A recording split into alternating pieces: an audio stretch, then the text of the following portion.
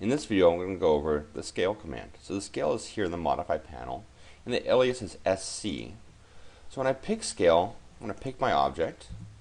Now it asks me for a base point. So this is where it's going to, this is the part that's going to stay still while everything else moves around it.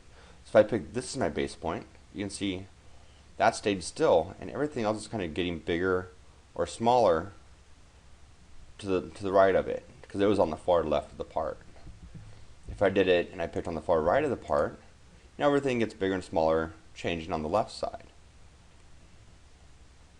If I did it outside the part, it'd actually move away from that point. So this is where you have to be careful. You really don't want to try and pick it outside of the part, especially if you're going to be scaling it by a large factor.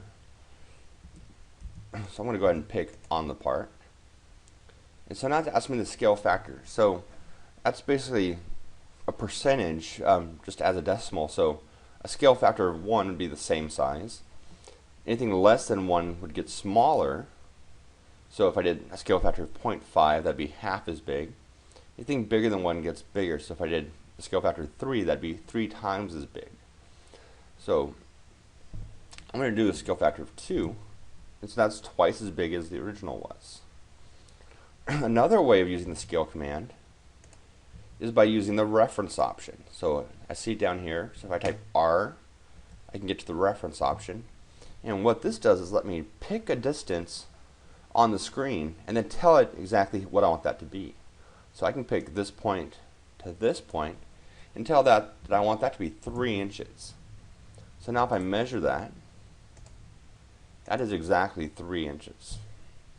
And so that's really handy if you get a drawing from someone else or you download it from a vendor website and they've scaled it up to make it look good in model space, but they've actually changed the size of the geometry. So you can use the reference option to scale it back down to the right size.